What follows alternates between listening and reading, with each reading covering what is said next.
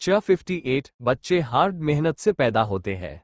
तभी आग्नेय ने अपने एक हाथ को माया के उभरे हुए अंगों पर रखकर अपने होंठ उन पर रख दिए।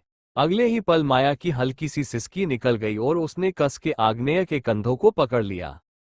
कुछ देर ऐसे ही चूमने के बाद आग्नेय के होंठ माया के पेट पर आ गए। माया अपनी आंखें बंद किए अपने एक पैर को हल्का हल्का अपने दूसरे पैर पर रब कर रही थी।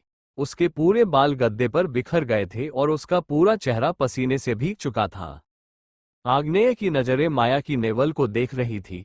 अगले ही पल उसने अपने होंठ उसकी नेवल पर रख दिए और उसका दूसरा हाथ माया के बदन पर लिपटा आखिरी लिबास उतारने में लगा हुआ था।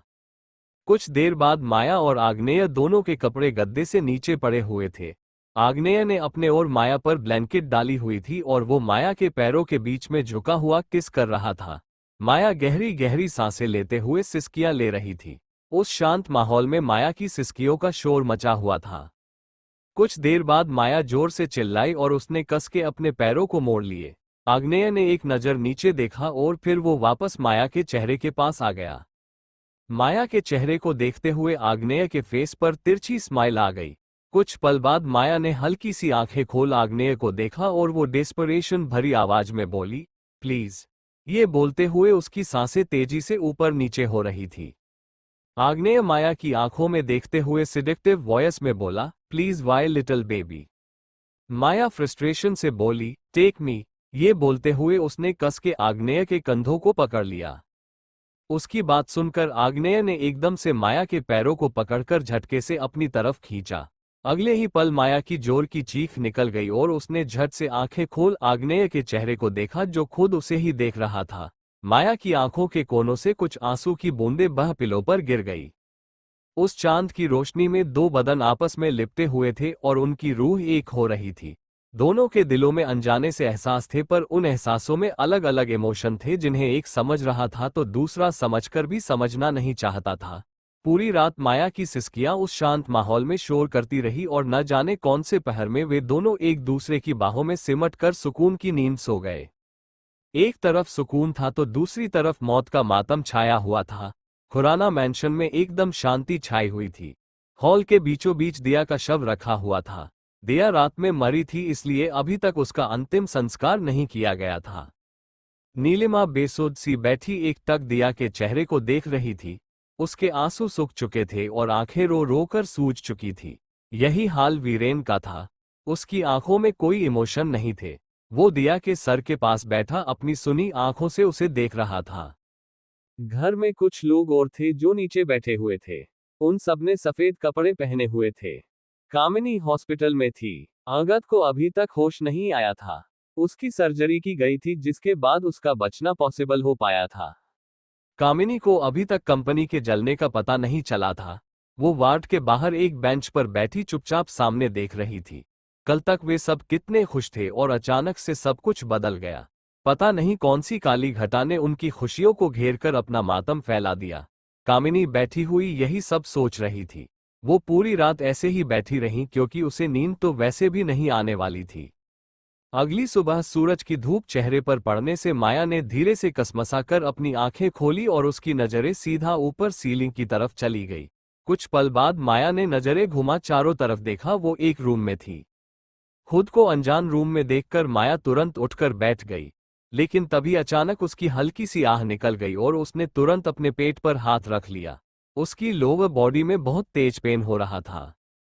माया ने सिर्फ आग्नेय की शर्ट पहनी थी जो रात में आग्नेय ने ही उसे पहनाई थी और उसके सो जाने के बाद वो ही माया को अपने विला लेकर आया था।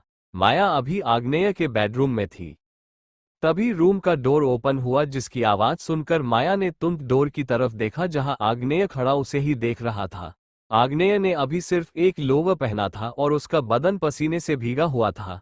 उसके बालों से पानी टपक रहा था और उसके अट्रैक्टिव बॉडी पर भी पसीने की बूंदें चमक रही थी।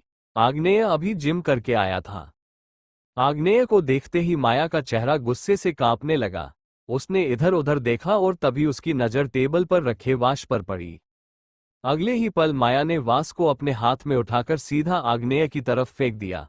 आग्नेय जो डोर के पास खड़ा माया को ही देख रहा था। माया के इस एक्शन से वो एकदम से हैरान रह गया। वो पिस आग्नेय को आकर लगता उससे पहले ही वो साइड हट गया और वाश फ्लो पर गिरकर एक तेज आवाज के साथ टूट गया। आग्नेय ने तुरंत सर घुमा उस टूटे हुए वाश को देखा और फिर वापस माया को देखने लगा, जो अपनी हेजल आंखों से खा जाने वाली नजरों से उसे ही घूर रही थी। माया को खुद की तरफ गुस्से से देखता देख आग्नेय उसके पास आते हुए कंफ्यूजन से बोला, बेबी क्या हुआ? सुबह सुबह शेरनी क्यों बनी हुई हो? ये बोलते हुए वो बेड के पास माया के करीब आकर खड़ा हो गया।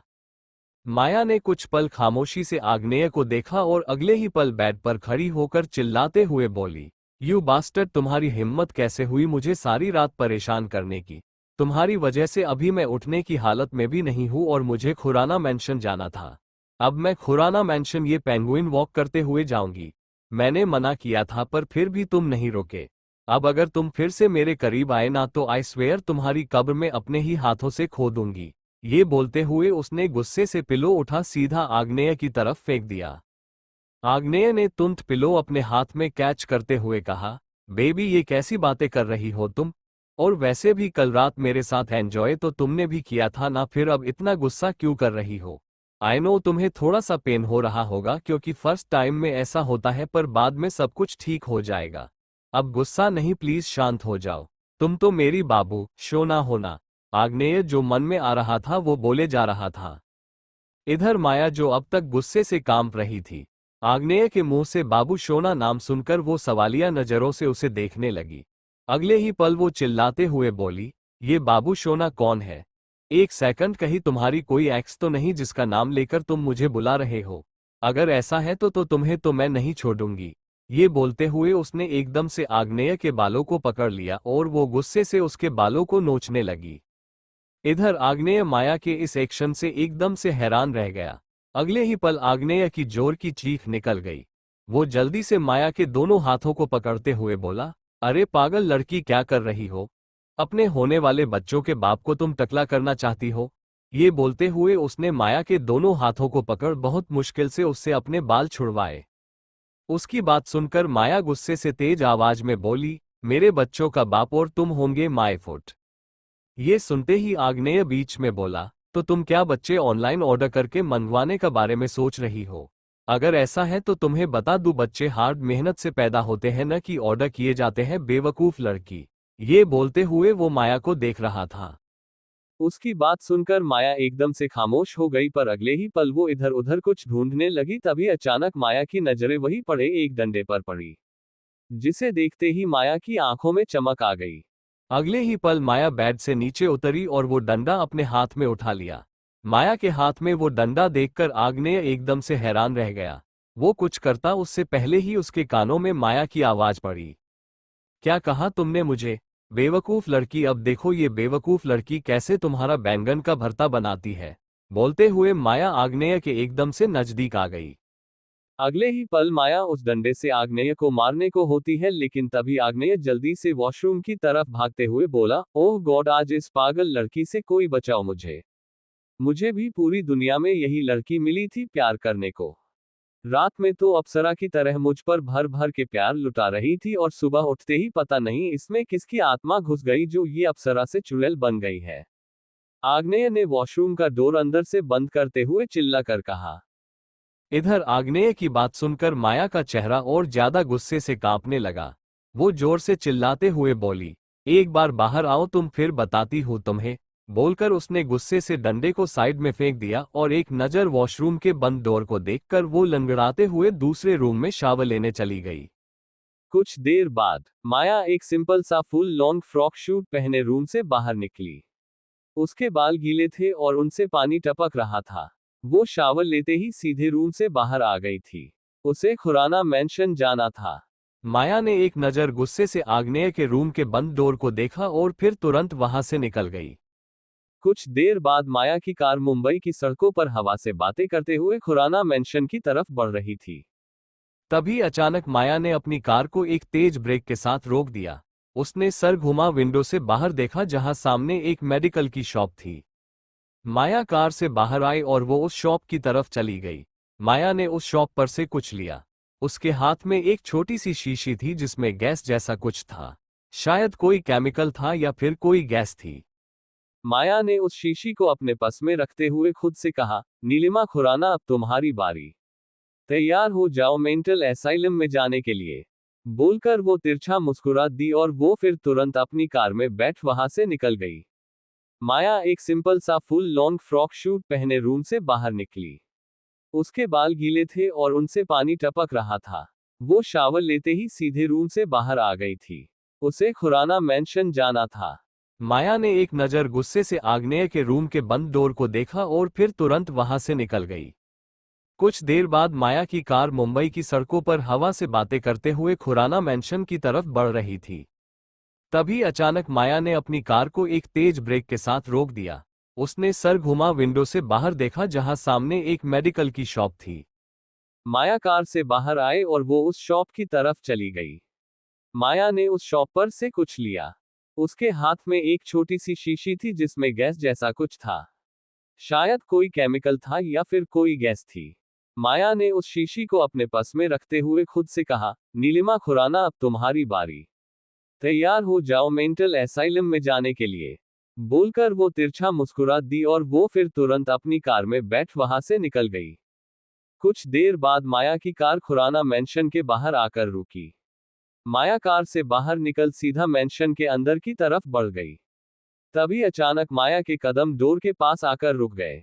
वो चुपचाप खड़ी सामने देख रही थी जहां नीलिमा दिया की डेड बॉडी के पास बैठी फफक कर रो रही थी और 3-4 औरतें उसे संभालने की कोशिश कर रही थी। वे सारी औरतें नीलिमा को दिया से दूर करने में लगी हुई थी, लेकिन वे सब जितना नीलिमा को दिया से दूर करती नीलिमा उतना ही दिया के पास आकर बैठ रही थी। नीलिमा दिया को हिलाते हुए बोली, दिया दिया बेटा उठो। देखो तुम्हारी मॉम तुम्हें बुला रही है। प्लीज बेटा उठो। देखो ये सब लोग पागल हो गए हैं जो मुझसे पता नहीं क्या अनाप शनाप बोलो जा रहे हैं। मुझे पता है तुम जिंदा हो, तुम्हें कुछ नहीं हुआ, पर ये लोग मेरी बात सुनने को तैयार ही नहीं है। प्लीज बेटा उठो और इन सबको बता दो कि तुम्हें कुछ नहीं हुआ है। ये बोलते हुए नीलिमा फाफक कर रोते हुए दिया को उठाने की कोशिश कर रही थी, पर दिया अपनी आंखें नहीं खोल रही थी क्योंकि वो तो मर चुकी थी। माया अपने दोनों हाथ सीने पर फोल्ड किए बिना किसी एक्सप्रेशन के नीलिमा और वीरेन को देख रही थी जो बेटी के मौत के गम में डूबे हुए थे। उन दोनों को देखते हुए माया की आंखों के सामने कुछ पुरानी सी यादें घूमने लगी थी। जब अभिमान और आरशी की डेड बॉडी को देखकर उसका भी यही हाल हुआ था। वो भी इसी तरह रोई थी जिस तरह से अभी नीलिमा और वीरेन रो रहे थे। वही दर्द उसने भी महसूस किया था जो अभी वे दोनों महसूस कर रहे थे।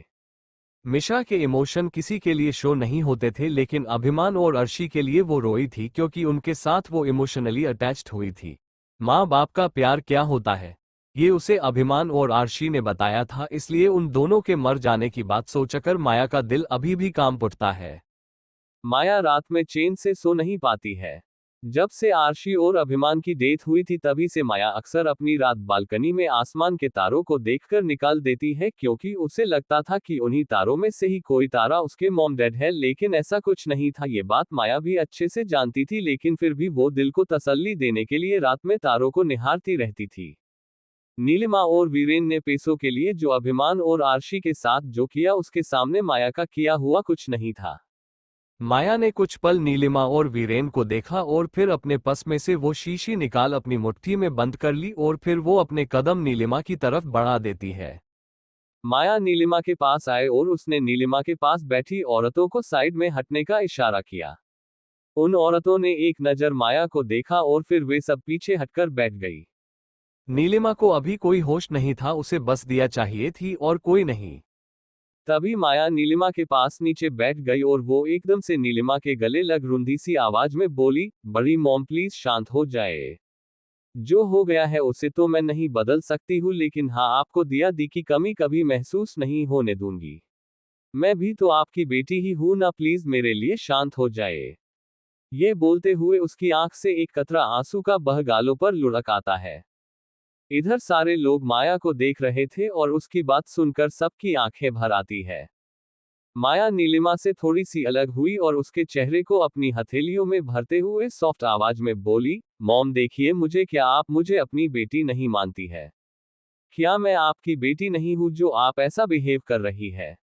आई नो आपको तकलीफ हो रही है। मुझे भी हो रही है, सबको हो रही है, लेकिन इसका मतलब ये तो नहीं है ना कि हम जीना छोड़ दे, नहीं ना, तो फिर प्लीज शांत हो जाए। ये बोलते हुए माया ने अपने हाथ में पकड़ी उस छोटी सी शीशी जो उसकी हथेली और नीलिमा के गालों के बीच दबी हुई थी, उसे धीरे से ओपन कर दिया। नीलिमा को कोई होश नहीं था। उसे नहीं फील हो रहा था कि उसके गालों पर कुछ चीज टच भी हो रही है। माया ने उस शीशी का ढक्कन खोल अपनी सांसें एक पल के लिए रोक ली, और जब उसे लगा कि वो और ज्यादा देर तक सांस नहीं रोक सकती है, तो वो तुरंत खड़ी हो रोते हुए दूसरी तरफ भाग गई। माया को ऐसे रोता देख सबको उस पर दया आ रही थी। उससे सिंपैथी हो रही थी। कुछ दिन पहले माया ने अपने माँ बाप को खो दिया था और बहन को भी खो दिया, यही सोचकर लोगों को उससे सिंपैथी हो रही थी। इधर नीलिमा जो अब तक रो रही थी, अचानक ही उसके होंठों पर स्माइल आ गई और अगले ही पल वो जोर जोर से खिलखिलाकर हंसने लगी। नीलिमा के हंसने की आवाज सुनकर सब हैरानी से उसकी तरफ देखने लगे, जो अपना पेट पकड़े जोर से हंस रही थी। उस शीशी में नाइट्रोजन गैस थी जिसे माया ने नीलिमा को सूंघा दिया था, और उसका असर अब नीलिमा पर होने लगा था, जिस वजह से वो काफी जोर से हंसने लगी थी। नीलिमा को अचानक से हंसते देख सब हैरानी से उसकी तरफ देखने लगते हैं। तभी नीलिमा खड़ी हुई और इधर उधर होते हुए और जोर से हा हा हा हा हा हा हा हा हा हंसने लगी। इधर माया के कदम एक पिलर के पास आकर रुक गए। उसका मुंह सामने की तरफ था और पीठ नीलिमा की तरफ थी। उसके कानों में नीलिमा के हंसने की आवाज सुनाई दे रही थी। माया ने अपना हाथ खोलकर नाइट्रोजन गैस की शीशी को देखा और फिर अपने एक हाथ से आंसू साफ करते हुए वो तिरछा मुस्कुरा दी। माया उसी तरह से मुस्कुराते हुए बोली, बहुत शौक है ना तुम्हें नीलिमा खुराना दूसरों पर हंसने का। मेरे मॉम डैड का तुम इसी तरह मजाक बनाती थी जैसे आज खुद का सबके सामने मजाक बना रही हो। आज तुम्हारी हंसी ही तुम्हें तुम्हारी बर्बादी की तरफ लेकर जाएगी। बस आधा घंटा, उसके बाद तुम मेंटल एसाइलम में होगी। ये बोलते हुए उसने हल्का सा सर टेढ़ा कर नीलिमा की तरफ देखा, और उसे देखते हुए उसके होंठों की मुस्कुराहट और गहरी हो गई। माया अपने होंठों से अजीब तरह की धुन बजाते हुए अपने रूम की तरफ चली जाती है और रूम का डोर अंदर से बंद कर बेड पर बैठकर वो विंडो से बाहर का नजारा देखने लगती है। इधर सारे लोग नीलिमा को देख रहे थे, जो पागलों की तरह जोर से हंस रहे थे। तभी तीन चार औरतें जल्दी से उसे संभालने के लिए उसके पास आने लगी, पर तभी नीलिमा ने हंसते हुए उन्हें पीछे की तरफ धक्का दे दिया, जिससे एक औरत संभल नहीं आए और मुंह के बल फ्लो पर जा गिरी। अगले ही पल उसकी जोर की चीख निकल गई, जिसे सुनते ही दो औरतें जल्दी से उसके पास आई और उस औरत को उठाते हुए बोली, वीना तुम ठीक हो? वो औरत जिसका नाम वीना था, वो खड़ी होते हुए बोली, हाँ मैं तो ठीक हूं, पर शायद ये नीलिमा ठीक नहीं है। इसे बेटी का मरने का सदमा लगा है और अब ये पागल हो चुकी है जो बेटी के जनाजे पर हंस रही है। ये बोलते हुए वो गुस्से से नीलिमा को देख रही थी, जिसे कोई होश नहीं था। उसकी बात सुनकर दूसरी औरत बोली, हाँ वीना सही कह रही है। शायद नीलिमा पागल हो गई है जो बेटी की मौत पर हंस रही है। बहन जी आप ठीक कह रही है। आई थिंक हमें दिमाग के डॉक्टर को कॉल करना चाहिए। अब वही कुछ कर सकते हैं। दूसरी औरत की बात सुनकर एक आदमी ने नीलिमा को देखकर कहा। स्टोरी अच्छी लगी हो तो लाइक शेयर कमेंट फॉलो करें। आज के लिए बस इतना ही, मिलते हैं नेक्स्ट एपिसोड में, तब तक के लिए सभी को राधे राधे। ये क्रेडिट ऑथर टीन शेखावत को जाता है, जिनका लिंक नीचे डिस्क्रिप्शन में दिया गया है।